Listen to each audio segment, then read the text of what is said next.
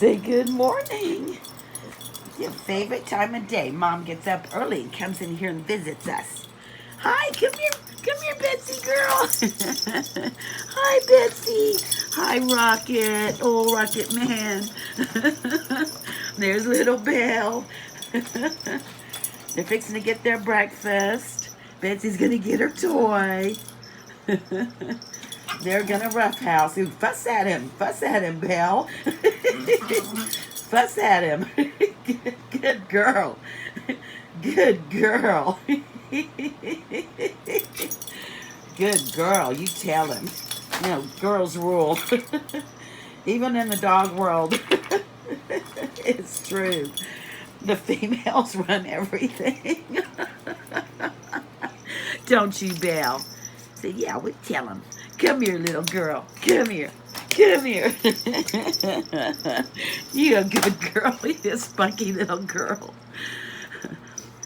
And little Betsy's getting her toy. She's all happy. Rocket says, well, I'll just lay over here and behave and chew on my cow hoof. She told him. Oh, I love it. There's my girl. She's going to have her surgery and fix her hernia next Thursday. So I'm honestly trying to figure out where I'm going to put her after her surgery because I don't want him bothering her. And he has his surgery Friday. So I may, set up this kennel and let her rest in here with, food, water, blankets, and shut the door until he goes on Friday. I don't know. I have to figure it out. It's always some kind of juggling act. Look at Betsy go. Look at Betsy go. Yes. They're ready to get their breakfast. You ready to get your breakfast? Look at those precious faces. So right now, Tracy and I talked last night when she was on the way to the border of Mexico. So she will be going into the kennels, I believe at 8 o'clock. We have got quite a few dogs tagged for rescue. We've got several little private rescuers down there that have nowhere for their dogs to go. I mean, who are you going to adopt them to? They're on the streets. So we've got several. Probably we're going to bring in maybe 30 dogs. It's very, very overwhelming. And our dream, honestly, our next goal, along with a lot of other goals, is to have a mobile spay and neuter van that can go into certain areas in some of those little cities that don't have access to low-cost spay and neuter. The only way we can stop this or even begin to stop it is spaying and neutering. Most of these dogs that are having puppies, the sad reality is their own dogs. And people reach out to us, oh, my dog had 12 puppies. They're getting big. I can't take care of them. I mean, it's just like message after message after message. So let's go in and get these owned dogs. If you want to call it that, owned dogs. I need to clean up their potty pads from last night. Spayed and neutered. That includes the males. So that's our next goal. One of our many goals. Along with our education program, we really want to get it into the schools down there. You educate the schools, you educate the kids educate the parents. We want to send them home with flyers about spay, neuter, flea, tick prevention, heartworm, vaccinations. I may not see, none of us may see the repercussions of that for 20 years, but it just has to start somewhere. We can't keep at this pace. Too many dogs are suffering. I mean, They're suffering. These dogs are suffering on the streets.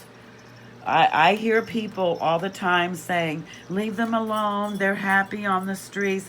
No, they're not. They are not just happy dogs on the street. Most of them eventually will be hit by a car.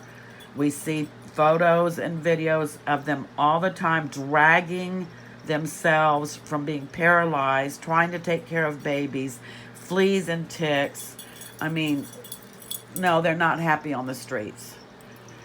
No, we weren't happy on the streets either. They were full of fleas, all of them. Her puppies were covered in fleas. The fleas will eventually kill a dog, by the way. It will eventually suck the life out of them.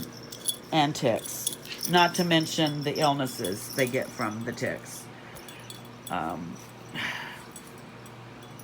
So I know I sound like I'm probably preaching to the choir and I sound like a broken record, but I know we can't save them all, but we can help to end the suffering of some by allowing and getting low-cost spay and neuter vans into those areas, and at least not have those poor mama dogs having litters after litter after litter.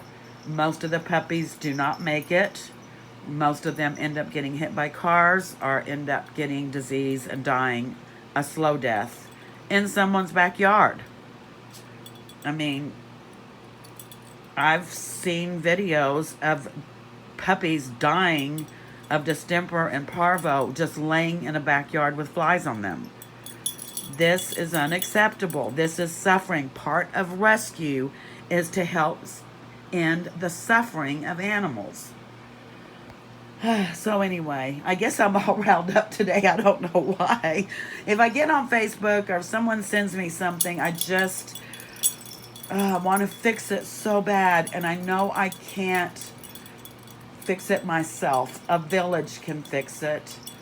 Support, money, time, effort can fix a lot. But it takes a lot of money and a lot of people with the same goals.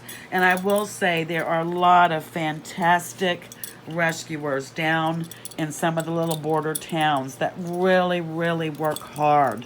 They raise money to give free vaccinations to own dogs.